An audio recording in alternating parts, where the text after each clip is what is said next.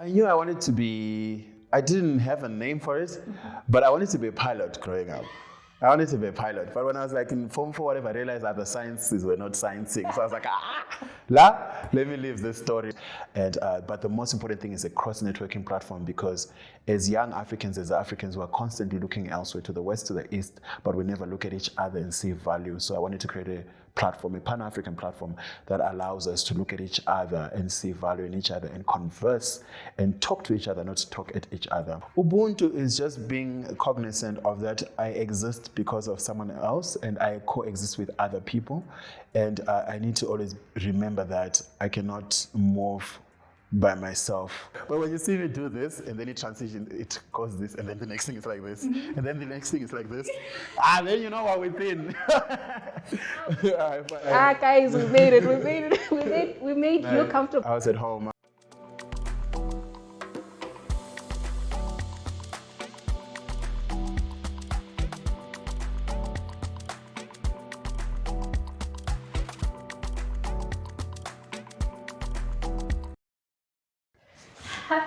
Action! Hello everyone, welcome to Scholastica Season 2. I'm so excited, y'all, for yet another season. We're going bigger, we're going better, and we're doing this the same way, but you know, we're getting so many guests who are going to share wonderful stories. To everyone who's tuned in on Season 1, thank you so much for your support, for sharing our links, for commenting, and all the support and love that you've been showing us. We really appreciate having you, to have you as part of our community, basically. To our new viewers, thank you so much for tuning in. We hope that you're going to love it enough to stay. Don't forget to hit the subscription button and share with a friend. Yeah, keep the conversation going, like I always say. Our guest today is a wonderful human being who's a multi-award winning Forbes Study Under 30. He is someone who has done so much in the fashion space, the creativity space. He writes articles for GQ and so many other platforms. He also has founded Pichani, founded Iwema Culture, and so much more, but I'll allow him to do the intros for himself because I don't think I'll do justice. Ladies and gentlemen, I welcome Mr. Gilmore Qhawe Khumalo. Drum roll. Drum rolls. No, thank you so much. I'm so happy to be here. I think off camera we're talking about what Scholastica represents to me. Scholastica rather represents like a platform for sharing, for exchanging knowledge and wisdom with people. And I think when you then say, you know, would you like to come through? And I was like, I don't usually like talking to people because I don't like how they carry conversations. I was like, you know, definitely I'll come through from Khumalo. I'm going to wake up early in the morning. I'm going to travel into the city and come through because Scholastica is just more than just, you know, an event which happened, you know, the expo. It's more of a platform for just, you know, how do we learn from each other? How do we exchange knowledge? How do we, you know, elevate from one point to another? So, yeah. Yeah. And he was also the host for 3 days for Scholastica Expo, which was amazing. It was a lot of work because you're dealing with so many young people in one space. I think it was how many people? Like 700, 800? Yeah. And you're dealing with them on a daily basis. So it's also like you're taking energy and you have to give back energy to these people. I mean, it was worthwhile. It was worthwhile to hear from the speakers that came through. There's so much to share. So for me, it was also like a good networking platform. I got to hear from these people and to learn from them. And I was like, okay, this is cool. I'll do this again next year. So please hire me again. We have a host. Yeah. What was your highlight from the experience? So, I mean, everything else, just seeing the young people coming in and want to learn and be willing to just be canvases and just have things painted on them. I think that was the biggest highlight. But the most fascinating for me was the impromptu conversation, because you know when you're running a program you have a set program, but then there's times where there's a gap and you need to fill that gap in. So the conversation, which was very impromptu with Prince Mahlangu, the chef, and the filmmaker, and Asif, the hip-hop artist, that was a highlight for me because that was not planned. It was just something that happened on the spot, and we went on stage and we started having a conversation, and it was amazing. It was I think many people enjoyed that conversation because they came to and said, oh, this was amazing. I'm like, if only you knew it wasn't even on the program. So that was my highlight, actually. I actually enjoyed that conversation too, and I was glad to be a part of that room because already Prince Mahlangu, shout out to you, and ASF, shout out to you. Like, those guys are doing so much in the art space, in the industry in general. You know, they're doing so much and they've contributed to... Of course, yeah. And I mean, I look up to them also because I think when I think of Bulawayo in Zimbabwe, they are the first names that come to mind because doing a lot of work in terms of storytelling through their artistry. So whether it's through music or through film or culinary, they're all doing that, and I really respect such movements. Yeah. Okay, that's wonderful. So now we're getting to our conversation. Yes. Yeah, you are planning a powerful dinner in the African space, right? And curating your dream dinner party. And you're supposed to have 5 change makers in Africa. Who are you inviting?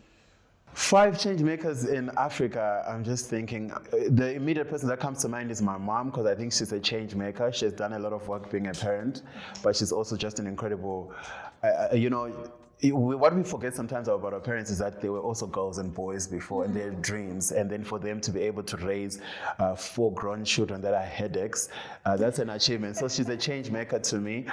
African. There is Lupita Nyong'o. She is based in the US, but she's African. She's from Kenya. I would definitely invite her because I think it would be incredible to just hear her stories and how she embodies this storytelling when she's overseas. The third person, my goodness. The new editor-in-chief for Billboard Africa, his name is Yati Khumalo. It's a Khumalo thing. So I would invite him on the table because I think he's just transitioned in different roles as a writer and as a storyteller. Then number 4, there's a designer who is from Kenya. Her name is Katush. There are actually 2 designers from Kenya, Katush and John Kaveka will be number 5. I would invite them on the table. Yeah. Okay.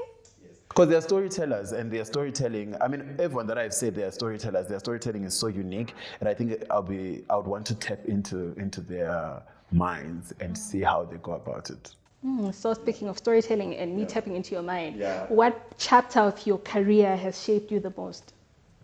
I think my childhood, actually. I think I started doing my creative journey started when I was pretty much young. So I remember when I was in grade 6, I drew a painting that was selected to represent the whole school. And then that painting was exhibited, I think it was either the Rotary International. It was exhibited at the National Gallery in Bulawayo. Fun enough, had an office at the gallery for almost 5 years.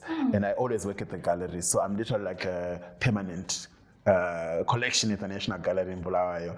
So that was the point that defined my life, because then I think I got that painting, and then when I was in grade 7, I wrote like a composition or something that was also selected to represent the school. So that was, for me, that was the beginning of my journey. I wouldn't even want to define things that are coming in now, because I think the seed is more important than, the tree as it's growing, because it's how you cultivate the seed, the people around you. Mrs. Qhawe when I was in grade 7, Mrs. Zimbabwe when I was in grade 6, those are the people that actually planted and watered the seed that I am today. That's beautiful. So like from when you were young, you already knew what you wanted to become? I knew I wanted to be, I didn't have a name for it, but I wanted to be a pilot growing up. I wanted to be a pilot, but when I was like in Form 4, whatever, I realized that the sciences were not sciencing. So I was like, let me leave this story. But then I've always been a storyteller. I've always been a writer. I've always been a painter. I was published at 16, as a writer. And I think at 18, I drew like a cover for a book that was nominated for a NAMA. So I've always been like a storyteller from a younger age, but I just didn't have a word for it. So yeah. Artistic. Yeah. That's the word I'm getting, artistic. Yeah. Oh, okay. That's amazing. You've achieved so much. And I love to ask people this question, like what helps you to stay grounded in, I think God, first of all, because I'm a very prayerful person, my spirituality is very important. So even when it comes to the jobs that I take, I have to pray for them. So it sounds like, oh no, you're trying to be too spiritual, but actually that's the story. When I'm doing a project, when I am taking a job, I pray over the things. So I always say that everything that comes my way is all through God, and He drives it to me. And what's not for me, it never reaches me. What's for me comes to me easily. And it's something that I have, it's a conversation I have with my siblings and my mom all the time to say, when you put God in everything that you do, you see him through everything, because God is not a God of chaos. He's a God of smoothness. So you're talking about gliding on, runways across the world. That's exactly how my God operates with me. So I think that's what keeps me grounded, but also just, the family. That when I'm at home, I think there's a time when I was trying to get out. I think I was coming for actually Scholastica, and I picked like a random outfit the other time. It's not this Scholastica, but the other one, when I was just speaking there. And then I remember my mom was around and she was like, so I think it's always the humbling thing that when you're home, you're always your mother's child. When you go visit your grandmother or your grandparents, you're always their child. Or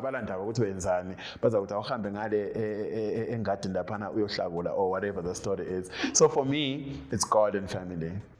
God and family. I love that so much, because sometimes when people become high achievers, they tend to forget where they come from. That's it.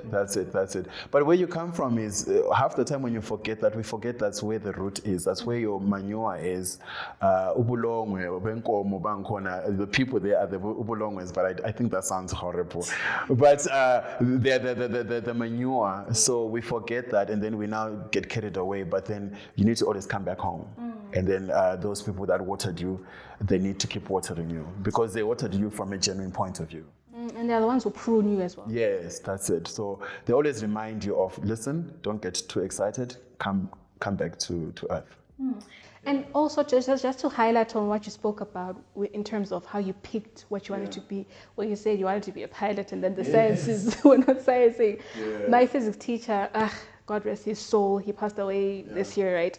He used to tell people to not pursue physics in A level if they are unsure. He would call the combination maths, physics, chemistry, MPC. It was like most prestigious combination, but people go on to fail it, So I think people are shocked later on when they are in the ground, like studying physics and realizing how difficult it is. But because it's prestigious like that, you want to impress people and neglect your calling. Right. So how did you stay true to that voice? Because and also how did your family take your path to what you wanted to do? I think the thing is, I am like a last born in a family of 4, so the whole high achieving thing, So when it came to me, I think everyone was just tired of we need high achieving children. So my brother did that for us. I'm like, bless your soul, Mr. Engineer. My other brother did that for me. I was like, bless your soul. And my sister, bless your soul, marketer. So when it came to me, I think I've been very liberal from a very young age. And I've always been not chaotic in a bad way, but always someone who does the most random things. If you hear that, so ugcina inhlanzi amagaphi endlini ngogilmore bakithi kumbe kule parrot endlini ngogilmore. So I've always been a random kid, you know what I mean? So I think they allowed me to flourish in that way, because seeing I studied. And also the funny thing actually is, most of my primary school teachers really informed where I am, because I remember Mrs. Qhawe, and I always mention Mrs. Qhawe because I was in grade 7. She would always say to my mom, Limchen Gilmore is one of the best. When he writes compositions, he wrote a composition at the time. It was one of the best compositions. Limchen enze konoko. So I think they also tapped that into my mom to say, umtando limchen enze akwenza. So when I was in A level, in my high school, I was just figuring it out. I wanted to be a pilot, but I think God wanted me to sit and be flown around, because I do a lot of traveling. So I think it's also sometimes we need to look at what God is also saying to you, to say, listen, you want to be a pilot, but actually God is like, no, you need to be, sometimes we say we want to be a driver, because no, I want you to be driven around. So for me, it was God wanted me to be flown around. And I was I look at it, I'm always in the plane. So this was God's doing, So just diverting a bit, but I'm just, it made me remember that particular situation. Yeah. I appreciate Mrs. Qhawe. Yeah, I love her. Bless her soul. I even went on to study with her children. I love her so much. When I bump into her, she always remembers me, even up to now. Wow, okay, that's interesting. That's powerful. Teachers play a vital role in our lives. They can either crush or actually be the ones with the wind beneath our wings. So it's important for teachers to really plant actually prune the seed already planted. They Yes. prune well, and not cut off the important branches so that you bear fruit. Yeah, definitely. So all the teachers, shout out to all the teachers, because I think teachers play a huge role. They don't, most of them might now, because they're Gen Zs, they don't realize that, yes, charity begins at home, but also a school is a home, university is a home. So what is it that you're saying to your children? Because whatever that you say to the children, they'll always remember. Even community-wise, community is home. I was having a conversation with my brother. So my brother and I, second born, and I'm fourth, we share a birthday. And he was saying that he always asks about this man who once said to him when I was in grade 3, when you grow up, you're going to be a great man. And he always asked me, unjani ubaba lwana, unjani ubaba lwana? And I'm realizing that was such an impactful moment, because that man was just one of our community members. But he said to my brother, and my brother remembered that very well, you're going to be a great man. So teachers, community members, our churches, our wherever we are, they play a huge role because they're home in a way. We practically live at school, live at work, and Yes. sleep at home, Yes. really. So that's it. it should be a warm environment for children and people to thrive and not be toxic. Yeah, exactly. Let's digress a little bit. Yeah. I know people are buzzing. It's that time of the year, like Pichani season. How did you think of it, and what gap does it fill in the industry that you saw? Yeah. So I think of ZITF. ZITF is when big companies come together and they come here to network and be together and spend some time together. I think also just, as I was growing up, you go through a stage where you like the groove and you go to groove because we're young people. Our pastors, they are watching. But I think there's a point in time where I really got tired of, having to go to social events where there's like so much loud music and I can hardly hear what Ngomi is saying to me. And then what I started doing with my friends, we would do like games nights where when we're trying to spend time together, we'd say, oh, you're hosting lunch this week, or this month you're hosting dinner, or this whatever you're hosting games nights. And then we spend time together. And we found those times more productive because we're together having fun, but also exchanging dialogue. So I thought to myself, how many more young people feel like that? And I wanted to create a platform like the Pichani where we say it's cross-networking. So you bring young leaders from different sectors of influence to come in a space and then they converse over food and entertainment or whatever is going on. But because I'm a creative, I made sure that there's always creative stuff happening during the event. And but the most important thing is a cross-networking platform, because as young Africans, we're constantly looking elsewhere, to the west, to the east, but we never look at each other and see value. So I wanted to create a platform, a Pan-African platform that allows us to look at each other and see value in each other and converse and talk to each other, not talk at each other, but also find meaningful relationships from that. So that's basically what the idea was about. And that's how it's run, but it's run in a very cool way in terms of curatorship. And I love how we've made it exclusive too. Yes. It's very exclusive. And have you yielded the results? Like, are you seeing the vision come to life? Yes, Yeah. yes. The sixth edition, which was 2024, was actually like 85% of the things we had put down with my team. Shout out to Charlotte and Dalu. We managed to achieve 85% of the things. But everyone was like, oh my God. But for us, the sixth edition was 85% of what we've always wanted to achieve. Because even after that, you bump into someone who says to me, oh, remember, I met Vanibane and Pichani. We're now partnering, we're now doing this. They're now funding this for me. They're funding my theater productions. Or right now, I'm going to speak at this platform because I met this person there. And for me, that was like, that's it. That's all we want. Yeah. What does Pichani mean? How did you get that name? It's a Swahili name meaning a gathering. So Swahili is the mother language of Africa. So I wanted something that is Pan-African that people can relate to. Even, sometimes people can interpret it differently. Others were saying it's slang for ukutucha is a tucha, or I'm just showing up, you know what I mean? So Pichani pela machens, So others interpret it differently, and I'm like, whatever you interpret, as long as it's a good thing, we're good to go with you. Yeah. That's, it's so beautiful to hear about it from people. I never talk about it, but it's good. We'll talk about it. Yeah, it's really, so this year, can we expect Pichani? We'll see. We'll see. There's like a lot of things going on because we also have other bigger projects that we're trying to push. And I think when we're doing projects with my team, we really want to give like 150%. So whenever we feel like we're not giving 150%, we try to see how we can go about it. So we'll see. Just keep watching. Keep watching. But now we're watching and we're seeing this, I wear my culture. Yes. Hey, let's talk about it. Tell me more. I wear my culture. You know, I wear my culture is such a you know, I mean, every project I do is very close to my heart, but I wear my culture is also just very closer to the heart. Like every other project, it's fighting to be closer to the heart. But it's found its space.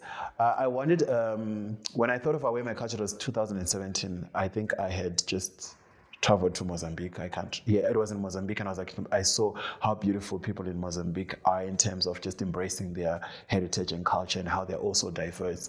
And I thought to myself, you know, back home we hear more about the Ndebele and the Shona people, and I'm like, but there's so much more to Zimbabwe than Ndebele and Shonas in English.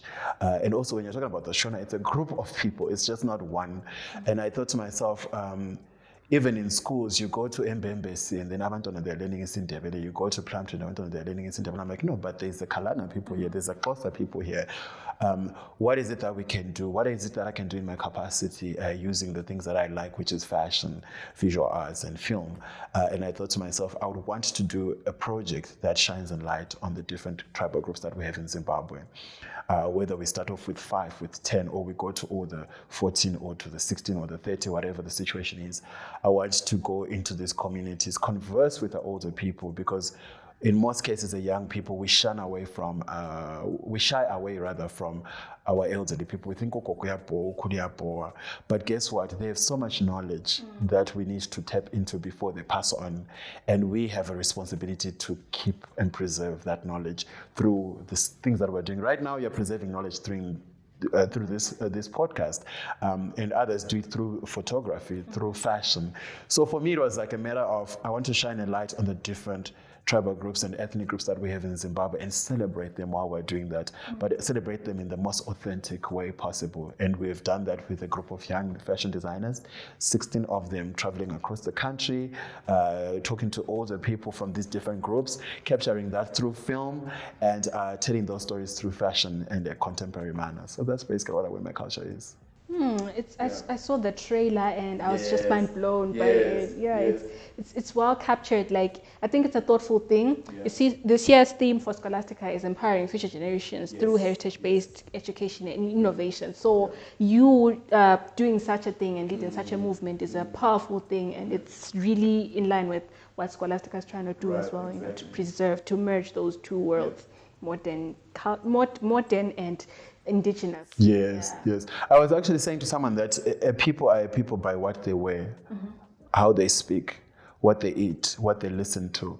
All that defines the people. So in most cases, we think culture is such a chaotic and you know, like intense thing, but it's the way you do things, what you listen to, how you eat. Why do we eat ngezandla? Why do we sit in a circle? Why do we have hearts in a circle? All that has a story to it. So when you talk to your grandmother and you ask them, why is it indlu zethu ziyiseko? They'll tell you.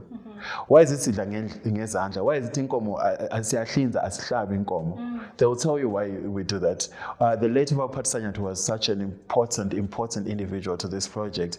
Would actually say ukuthi thina njengamandebele asihlabi inkomo yethu because ungahlabi inkomo nxa usidla uyahlatshwa isihlabo. That's why singahlabi. So you ask your grandparents, ask them why we do things the way we do them, because that defines us. So for us it was, I want us to wear our culture. Others can do it through music and say, I listen to my culture. Others can do it through food. Prince Mahlangu is doing it through food.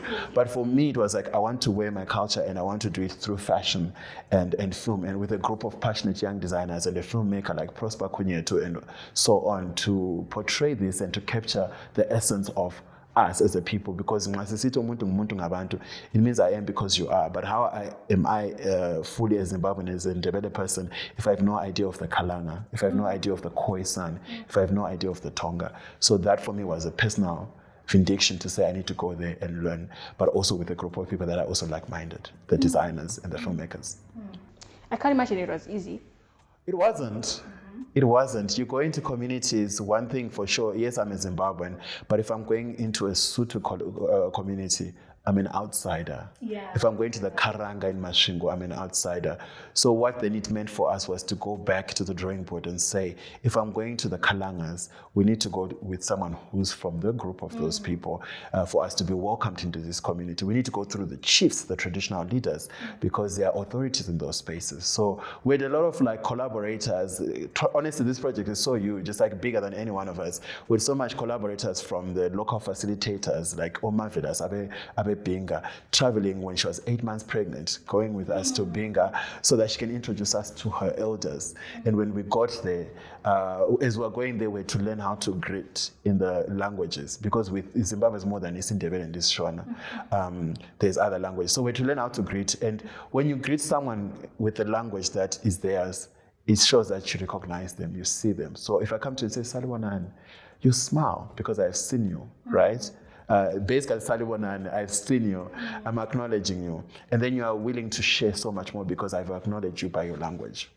So for us, it was very hard because, you know, you go into some communities, they don't want you to be there because you're still an outsider. But then when you go with one of theirs, that person has to soften them. We're going to our grandparents. And that's exactly what it was. It felt like we're going home in different homes across the country. That's how it felt. From all your experiences in putting this together, what was your highlight? And My highlight, there's so many of them, but I think one that's very close to home is we went to the Nambians, which is like Wange. Before you get to Victoria Falls, there's a village called Chisuma. It's just right by the border of Zimbabwe and Zambia, where the Nambia people are. So when we got there, we were welcomed by the village head and all these elders in the village. And it was so tense. They were all like sitting in a circle. They all did that. Even with the closer people, they did the same thing for us. And when we got there, we obviously greeted them in Nambia. Chinindo Gilmore Philosophy. So we'd introduce ourselves with the Amakaya, not basically Bulawayo or Harare or Gweru. And we're 10 of us and we're introducing ourselves. So everyone had to introduce themselves. And then, mind you, they actually speak Isindebele. They can understand Isindebele. They can speak Shona. But at that point, everyone was like literally like looking like we don't speak this language. And we went with someone from there who speaks the language. And then when it came to me, I'm always the last person to introduce myself because then I have to say more about why we're there, right? It was bigger basically. And then I remember saying, Chinindo Gilmore Qhawe Khumalo Philosophy. And then the village head looks at me and he smiles. Right, and I'm like, okay, what's going on now? What's happening? And then later on, we go on, and when we finished, they served us this trial. They had like slaughtered. Do you slaughter chickens or you kill chickens? That's the question under here. Do you slaughter chickens or you kill them? So they slaughtered chickens for us, and then we ate. And I remember with the guys that they were given more meat, and the ladies were given a little bit of meat, and the ladies were asked to sit piles, and we were given stools. I was like, this is dope. I like this. As a Khumalo, I love this. And then this village head comes to me, and then I'm like, okay, what's going on now? Did I do something? Because you have to observe the cultures and respect, because everyone practices differently. And this man comes to me and he says, and then now he speaks this in Ndebele, because my mother is here. So his mom is a Khumalo, and she got married to the Chuma, who's Nambia, and Khumalo is sleeping, she's buried in the backyard. So he was so happy, and he says, I'm so happy that my mother is here, and you came to visit me. Up to now, I'm still in touch with that man. Most of the chiefs and head villagers, I'm still in touch with them. He sends me a message and says, malume linjani? And every time I pass by, he always gives me like or things, and I bring home. And for me, that was like so heartwarming, because then he later on went to say, I'm so happy that you came through to want to learn about us as a people, because our own young people really don't care about themselves. And to have strangers and outsiders coming in and wanting to learn about our people, it's humbling. Thank you. That was it for me. I was like, that's the project. That man is the project. It's the project, that's yeah. The project. It's I wear my culture fulfilled. Yeah. And it's so special because, like you were saying, Wuti, sometimes people neglect that part. It's like, but when you have other people show interest in that side of like our indigenous side, it's really precious. Yeah, we shouldn't lose ourselves to global trends and this fast-moving world, basically. Because I mean, everyone is on about, oh, we need to fit in, but who says we should fit in? We should stick out like a sore thumb as a Ndebele, as a Karanga, as a Zezuru, as a Sutu, as a Kalanga, as a Tonga. Stick out like a sore thumb because you're your only best self when you're yourself. Yeah, why fit in when you can stand out? Yeah. Exactly. Let them, like right now, the whole world is taking inspiration from the African continent. So I'm like, so why is it that we're trying to fit in when the likes like of your Beyoncés, the international superstars, are going to Senegal and getting a designer like Sarah Diouf to dress the whole entire crew during her world tour? So it means that our sticking out is going to pay off, and it's already paying off for us. But we need to be more deliberate about it. Very, very. Very much. Yeah. So, like, how do you preserve and ensure African narratives stay authentic in global spaces? For us, I think also being unapologetic about who we are. So even when we're telling the stories through fashion and film, it's before obviously the stuff goes out, we need to go back and verify. So for example, with Wear My Culture, I know it's now a global documentary award-winning international documentary. We still went back to the people and we said, is this the best way we can portray you as the Nambian people and as the Tonga people? And they said, yeah, this is it.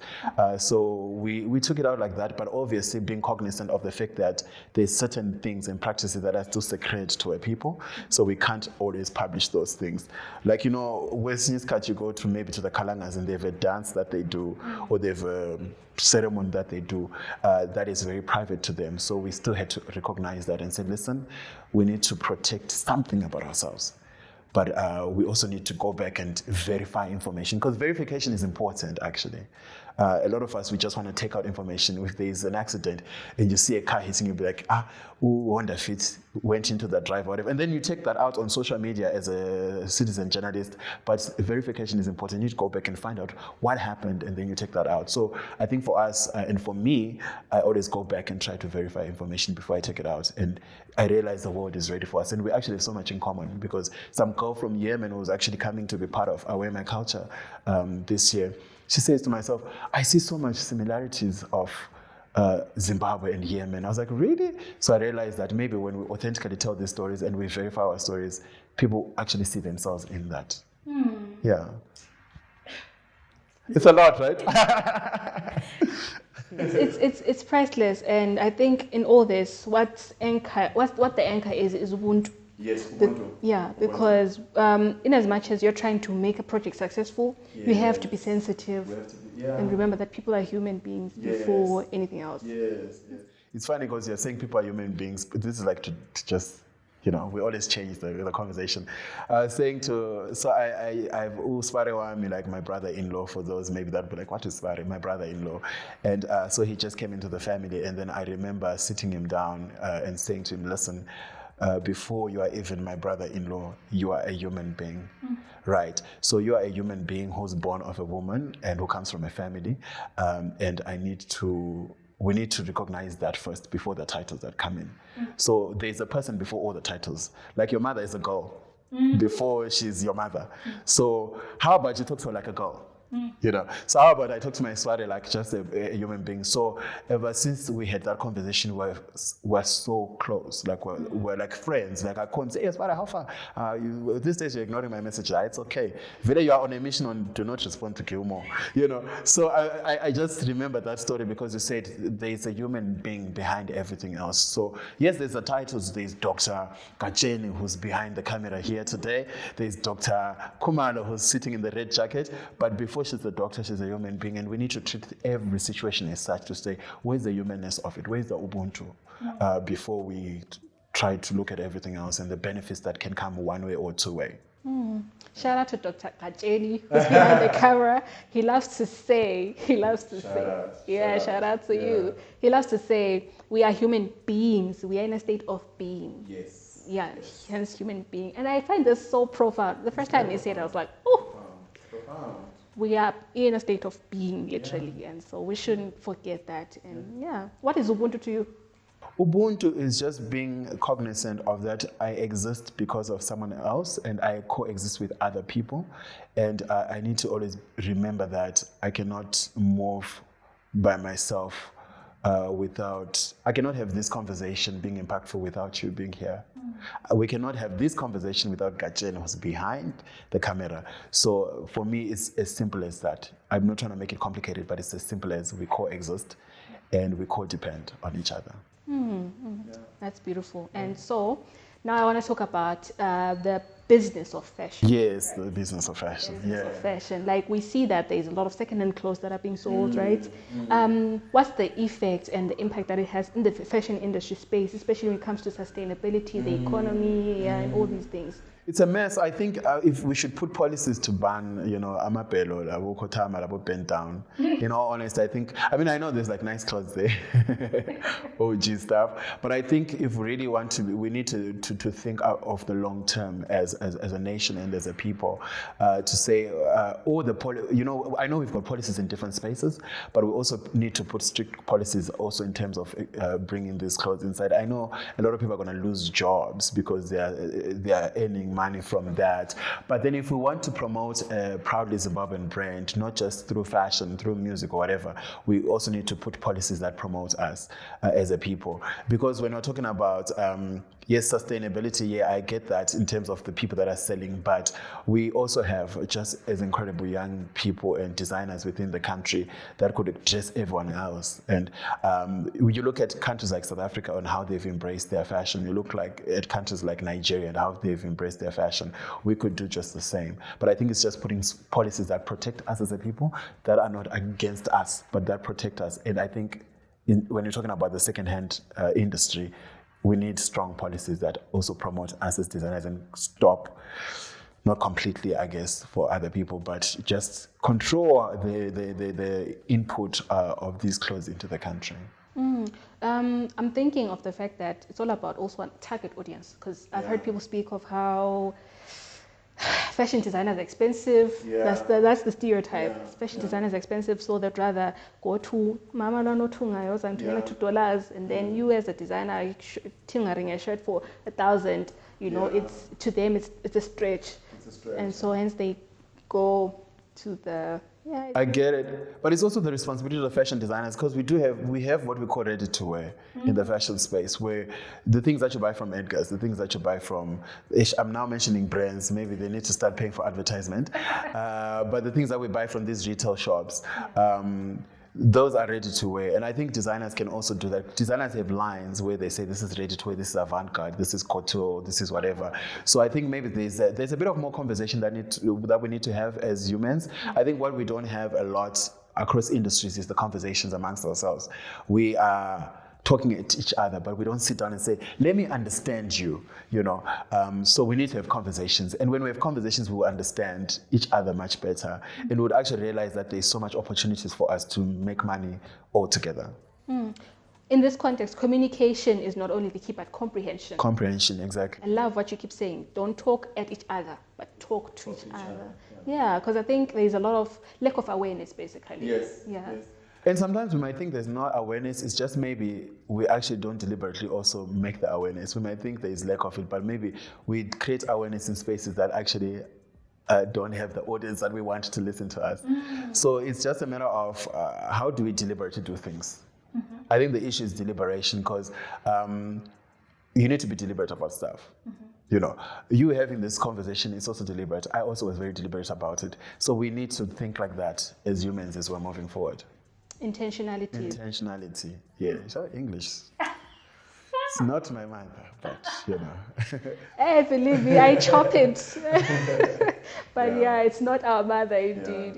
Let's come to the youth side. What do African youth need today to prosper and to be able to pursue their purposes? Because I think a lot of them are stuck in a tug of war in terms of what to choose. In fashion, like we were speaking just now, it may look like it's not sustainable. So what do they need to actually believe in, knowing that I can actually create a sustainable future from this?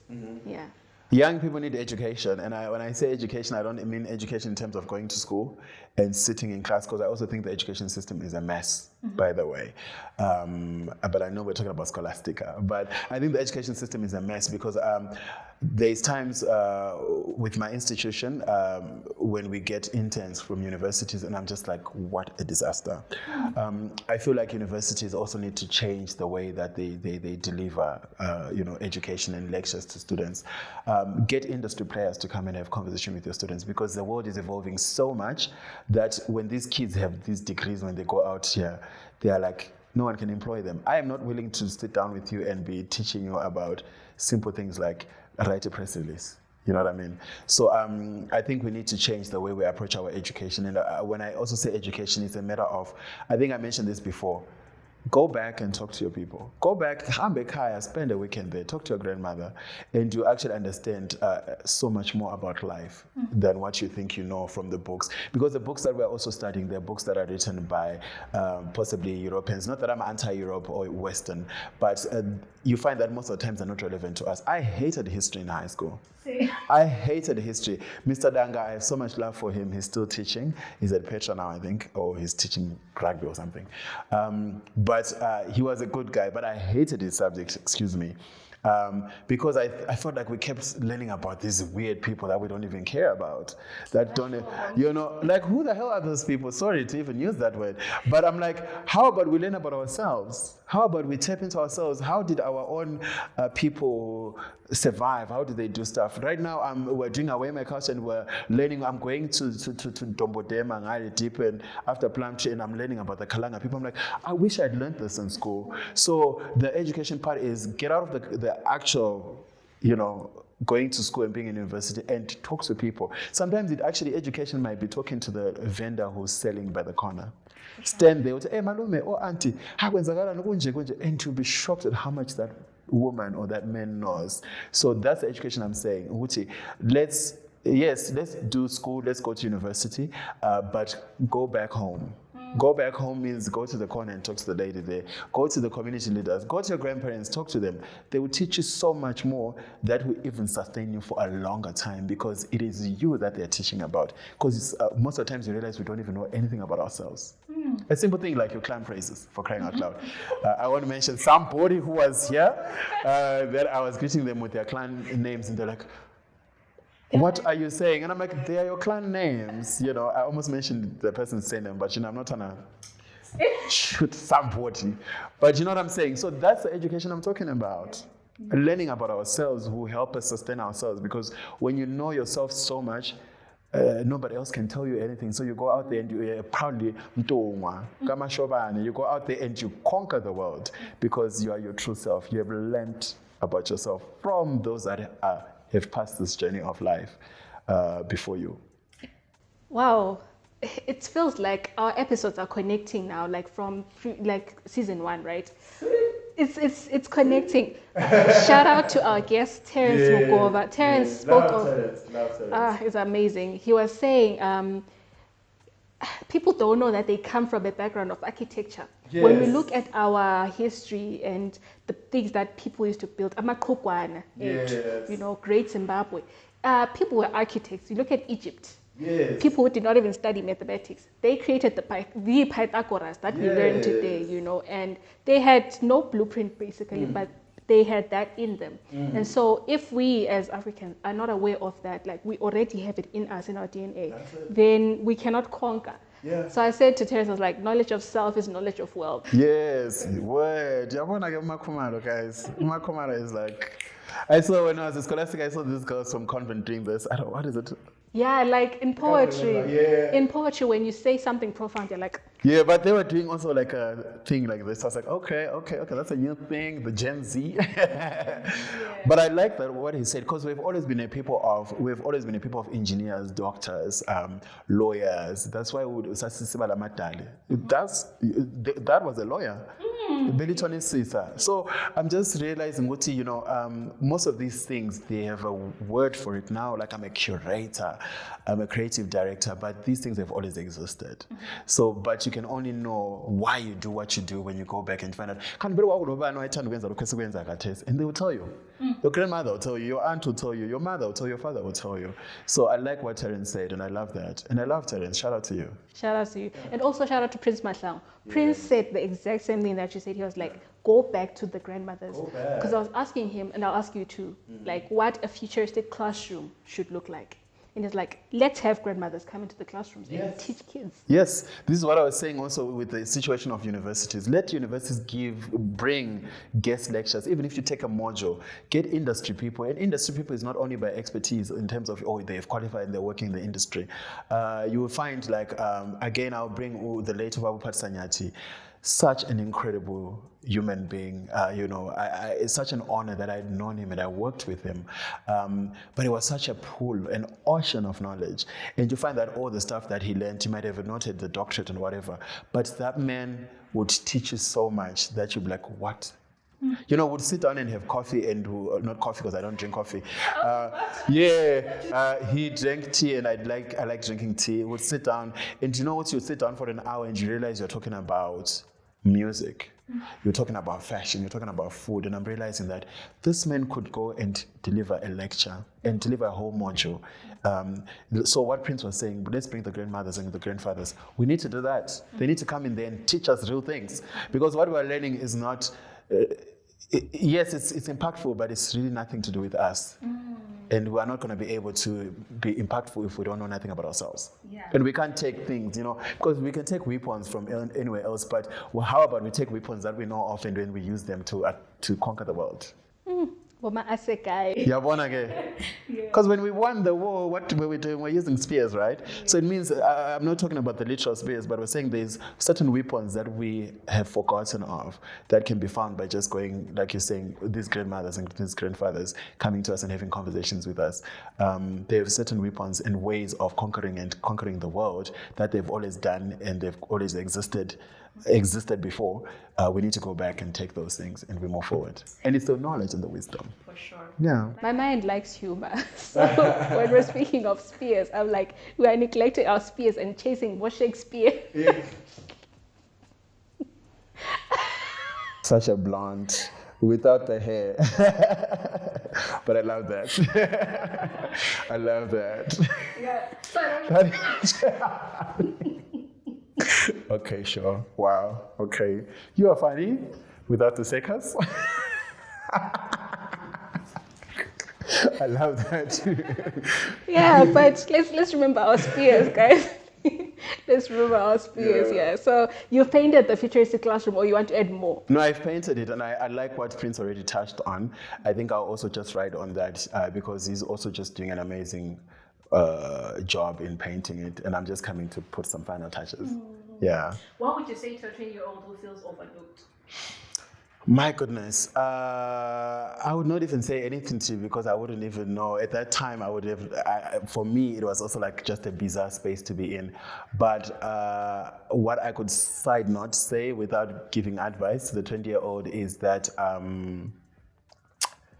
find out what you want to be and who can assist you to be there, but also why do you want to do what you want to do. And when you find that answer, sometimes it's even within yourself. Nobody else can tell you anything else. You then need to do something about it.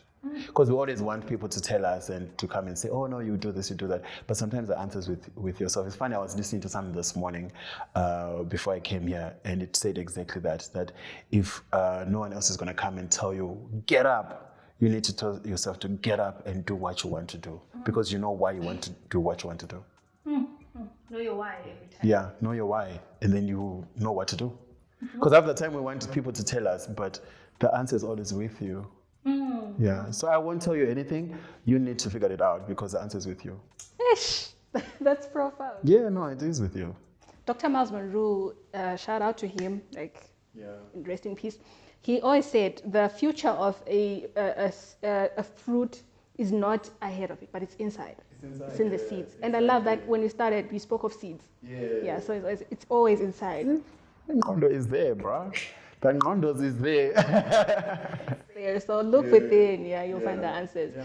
Now we're doing a quick fire round. Okay, let's do that. This was cool. Love it. I'm glad. We got rid of the trauma. Yeah, I was like, I'm not going to advertise people again, so yeah. That'll be shady because I'm also very shady. Yeah, okay. So quick fire round. I'm going to ask you a number of questions. Yeah. Spoke of morning. What's the first thing you do when you wake up? Funny enough, the first words I actually say when I get up is "Thank you, Lord, for this day," and then I meditate. So I meditate, and then after meditating, I drink my warm water. That's what I've been doing all my life. I eat a lot of food, so this body should not even lie to you. It's just the warm water. It helps me a lot. So the first thing I say, the first words I utter, "Thank you, Lord, for this day," and then I meditate, and then I drink warm water. And then I go on with the rest of the day. So I had to do that when I was coming here. So I woke up like at 5:30 because I'm like, I'm going to be meeting these weird Mkwananzi people and these Khumalo people and these Gacheni people. So now I need to let me gather myself together, So yeah. About Mkwananzi who don't know their totems. No, they do know. I think it was just trying to flex, because it was about to do the and I was like, calm down, bro, calm down. Yeah. Yeah, for sure. I love that. Okay. Yeah. One song that describes your 2025 vibe. 2025, I don't have a song yet for 2025, but I have a song for 2024. Okay, I have a song for 2024 and 2025 now that I think about it. It's Promises, Maverick. Oh, yeah. Okay. That's always been my song. But I also like Sun L. Ububabumang. Oh, that's my song. So those two songs, those are my songs. Yeah, because literally that's it. That's my song. That's my jam. Yeah. So those two are my songs. I don't think they're for 2024, 2022, whatever. They're actually my songs, even up to now. Yeah. Yeah, for sure. Okay. One Zimbabwean brand you love? House of Stone. House of Stone is a fashion designer, is a fashion brand based in Harare by Danai Madondo. Shout out to her.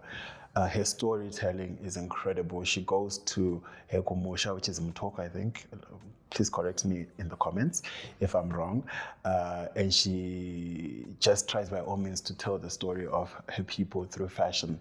And she's done so well. She's showcased in London and Portugal and you name it. That's my favorite brand.